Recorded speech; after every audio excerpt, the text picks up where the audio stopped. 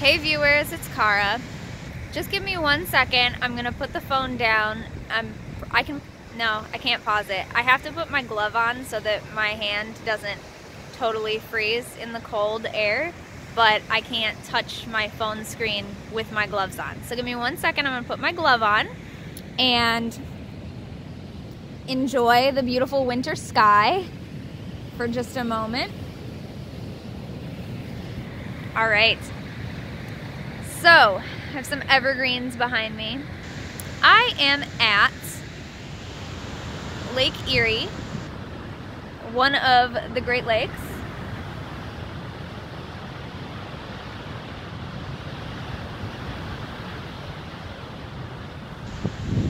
Enjoying the sounds, and I needed to get out to a threshold place in nature.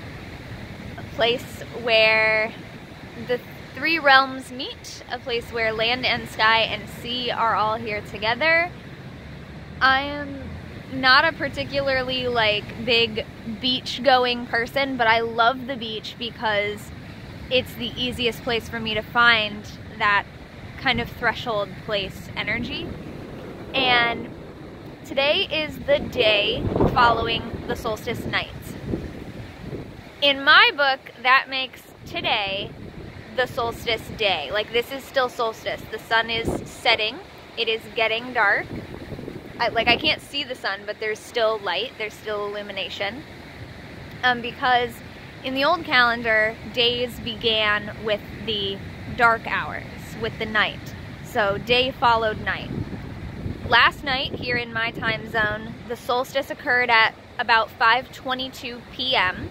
So last night was solstice night, the longest night, and the daytime following that, which is now, is part of that same day. So a lot of us celebrate it the daytime hours beforehand that happen on the same calendar day, because that's how we do it in the civic calendar. We start with the daylight hours. Well, really it's not daylight, but we start with midnight. But yeah, so I was actually gonna come out here yesterday, but some stuff has been going on, didn't get to happen, and so I decided to still make it out today, even though it was already getting dark in my house, and I was like, it might already be dark outside, I don't know, but sure enough, there's enough light, so here I am. I just wanted to come and observe and just make a quick video to let you know that there's a lot of stuff going on right now in my personal life, which is again the reason that my plans for solstice couldn't really happen yesterday. I hope you can hear me. I don't know if the wind is gonna make it difficult or not, but here I'll give you some lake in the background as well. But yeah, I just wanted to kind of do an update, say happy solstice to everyone, winter solstice in the northern hemisphere, summer solstice in the southern hemisphere. Happy solstice for everyone though. Happy full moon. It's a full moon in Cancer, which also is a water sign, so another great reason to be near the water and connect with that a little bit. I haven't been making the time to get out like I should, and so yeah, I looked out the window and I was like, it's getting dark, I don't know, but then I was like, no, you know what, it's not dark yet. And as it happens, I accidentally or unintentionally held Solstice Vigil last night, which is a practice that I love, that I've read about since I started practicing, and I have not always been able to do on the solstice, which is the practice where you stay up all night on the longest night. In Vigil, the idea is tending the Earth Mother as she prepares to rebirth the light of the new year and rebirth the sun.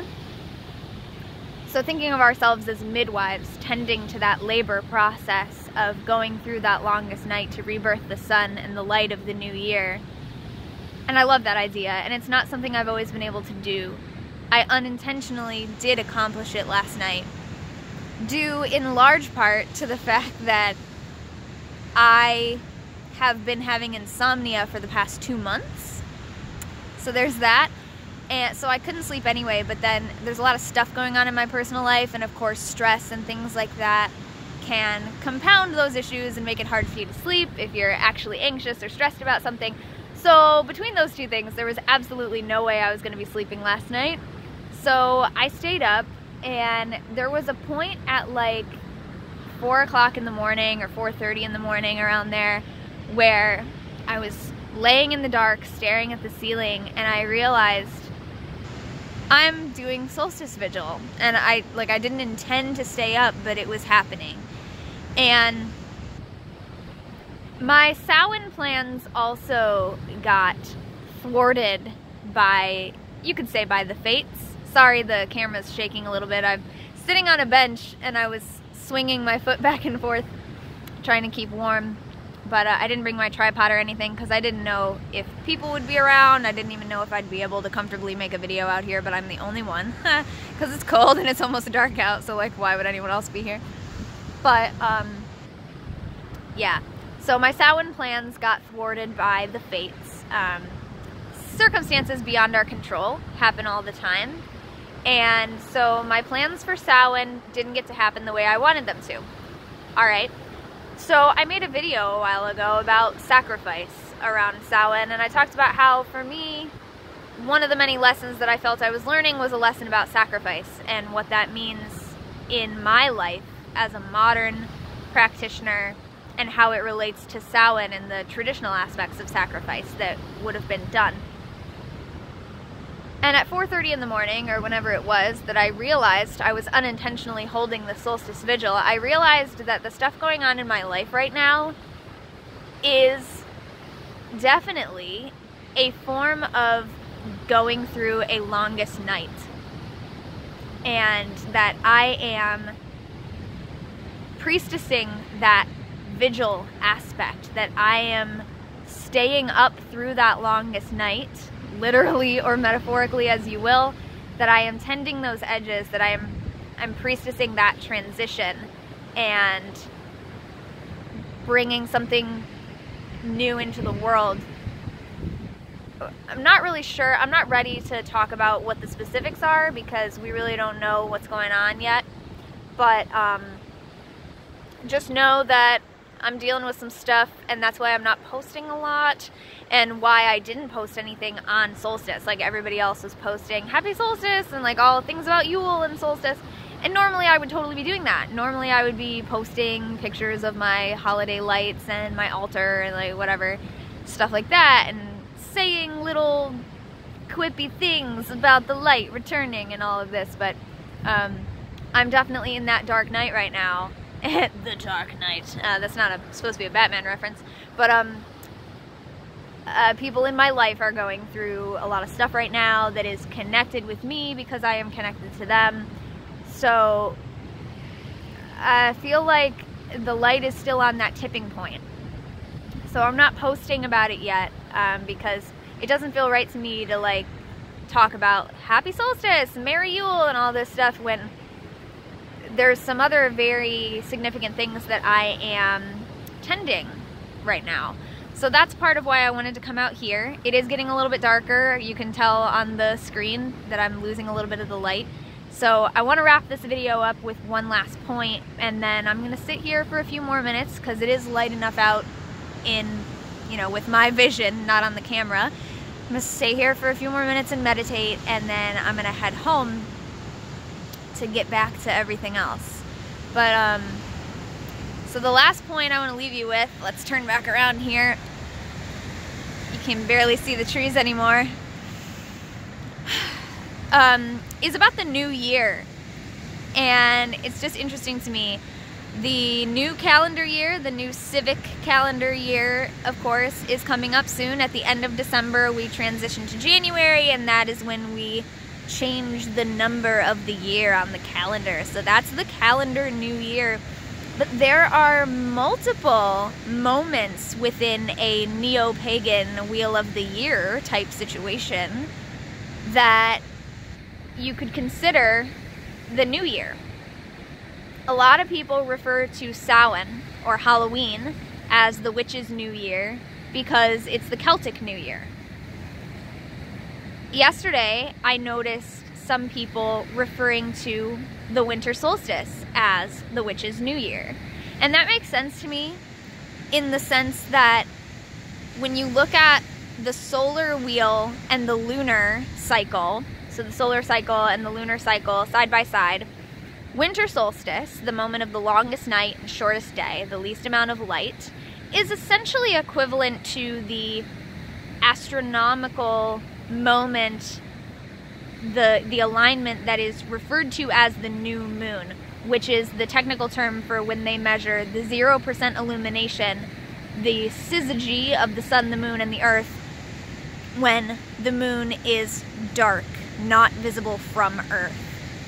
They call that the new moon. To me, that's the dark moon phase. The astronomical moment of the new moon happens during the dark moon phase. The new moon is when you can actually see the light of the moon starting to return in a tiny little sliver. But, so winter solstice is the equivalent of that dark moon, that 0% illumination syzygy that astronomers call the new moon. So I could see that as being a reason why the winter solstice would be the new year. I have also been reading recently, because I'm looking forward already in my calendar to Imbolc and Candlemas, because I've started planning some events with people in my area. So we had our winter solstice event and people were like, what do we want to do for Imbolc? So I'm already planning, and I've been reading, and a lot of people consider Imbolc the start of the new year because it is the equivalent, essentially, of that returning sliver of the moon that I refer to as the new moon. It's when we can see the light returning. The solstice is the tipping point, but we're still in that dark moment when it happens. It is the peak of that, the depth of that darkness. And Imbolc is more when we are starting to come back into the light. So I can see all three of those, Samhain, winter solstice, and Imbolc, as, you know, there are arguments for each of those being the new year, and then we have the civic calendar year. So I would love to know in the comments, what do you consider your new year? Or do you just consider the entire season to be that kind of thing? Because that's kind of what I tend to think, is that I treat it kind of like a larger liminal space between Samhain and Imbolc, the solstice being the midpoint of that, the depth of that, but between the three of them being the darkest part of the wheel. Speaking of the darkest part, this video is getting really dark. So I'm gonna go because you can't see anything anymore. But yeah, I just wanted to talk a little bit about longest night, unintentionally did the vigil. Stuff's going on right now for all of us. It's been one hell of a year. I think we're all ready for 2019 to begin. But you know what? The solstice has passed. The tipping point has passed, and though we are still in the darkness right now, and it's going to take a little while to build up momentum to where we can really see that light coming back, we are past that midway point. The light is returning. We are getting there.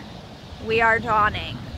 So, thank you very much for watching. I will see you next time I see you. Don't forget to be awesome, blessed be, and you're going to have to give me a minute to turn it off because I have a glove on. So, blessed be, and goodbye.